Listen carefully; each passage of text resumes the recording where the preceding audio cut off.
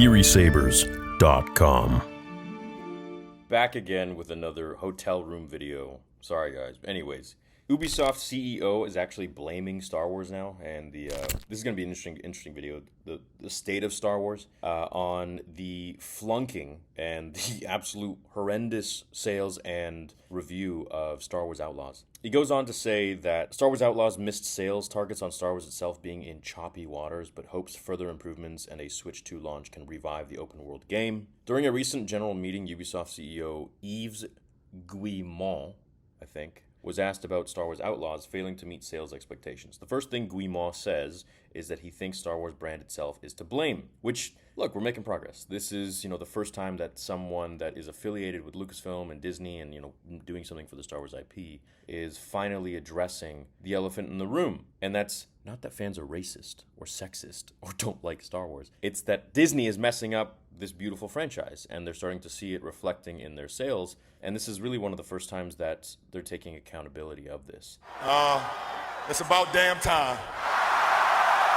Now, this is, a gaming company, so they're, Disney will never admit this. They'll just revert to the same old ists and phobes and, you're racist and sexist if you don't like a Star Wars project. You're sounding like a separatist. But at least this is good. So he says, we didn't reach our sales targets. Guillemot replies, the company previously stated sales had been lower than hoped for. The game suffered from a number of items. First, it suffered from the fact that it was released at a time when the brand that it belonged to was in a bit of choppy waters. So, yeah, look, I would say on the internet for Star Wars, I firsthand would be one of probably top 5 or 10 people and corporations that has the analytics on how Star Wars has literally dipped. My powers have doubled since the last time we met, Count. Now, I've seen this with my channel. I've seen this by observing other people's channels, observing the overall Star Wars market in general, and knowing the people that I know on the inside who have worked and are still working for Disney and Lucasfilm.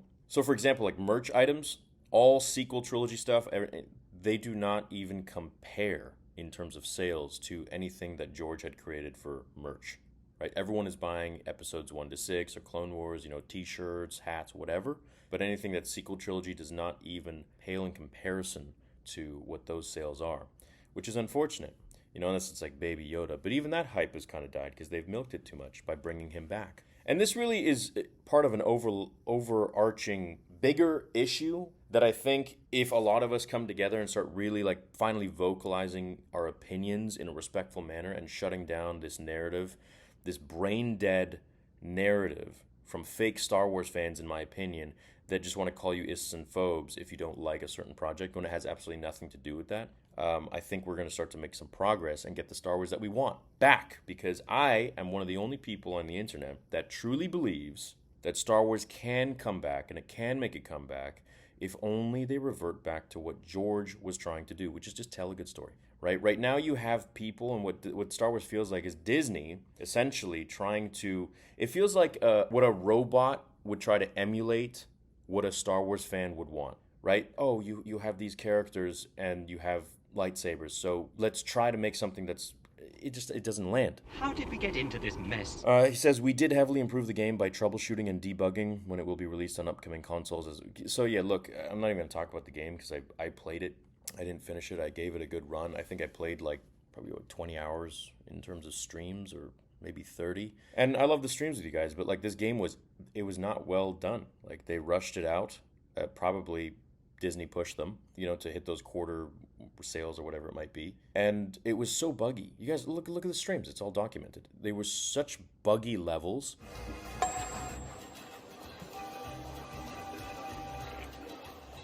$160 early gameplay. The gameplay was, it was okay, nothing special, nothing crazy. Ultra Instinct. Just like that, they're all dead. Head on. But overall, it was part of a dying brand. And it can be resurrected, of course, absolutely, like I said, but will they do it? They got to get their head out of the sand. And I don't like sand. This is why this video is so important, because it really does talk about a much larger theme that is the main issue, which is Star Wars itself and the fandom, right? There is this massive divide, a political divide. And I've noticed this as a Canadian, as a fan, as a, having been in this fandom for, I would say, about 30 years now. It was never like this. Everything is so politicized, and it's so freaking weird, dude. Like, I get called this wing, that wing, whatever, just because I like a certain project or I don't like this project. It is mental. It's not the Jedi way. I want to get back to the part where we can just like things without it having to be a reflection of our character in terms of movies, media. You're a good person. Don't do this. It's unfortunate that we've gotten into this place, but I truly do blame the division that Disney has curated, whether it be with the people that they employ that, push Star Wars fans after, the horrendous... Freaking Andy Gutierrez, man. Like, that I will never get over that. How can you do that as a company and okay that? To have that freaking cup, Luke fanboy tears, and be drinking out of it. Like, you're a talk show host for Star Wars. Like, what are you doing? I'll never get over this. I just think it's never really addressed enough, and I don't really think people should forget that they even allowed that kind of shit to happen. It just bugs me, because it's just salt in the wound, and it's like, what's wrong with you guys? Anyways, look, I gotta cut this short, but I don't want to ramble too much. I think this is a great bit of progress. I think the fact that, these people that are now seeing the numbers and they're noticing that, okay, this is not good. Why? Is it because fans are sexist or racist? No, it's because Star Wars is not in a good shape. Why is it not in a good shape? Because of the things that I mentioned.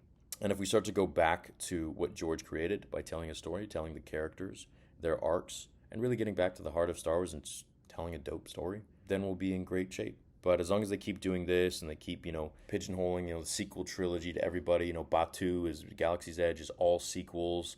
You got these games are like, it's just, dude, stop. Disney, you guys are going to keep losing money. You're going to destroy a brand that could be extremely profitable to you. Just get your head out of the sand, fire a bunch of people over there or demote them, and bring in the people that are creatively intact. Like, that want to create Star Wars, that know how to create Star Wars, and want to do a great job with it because they love it. I think Jon Favreau is really one of those people. I don't know what the hell happened with Mando 3 or Boba, but he knows what to do, obviously, with Mando 1 and 2. Bring him in. Put him in more projects. Bryce Dallas Howard, I think that's a person that we already have in Star Wars that is really passionate about what George created and can emulate the stuff that he did, or at least build upon it with respect.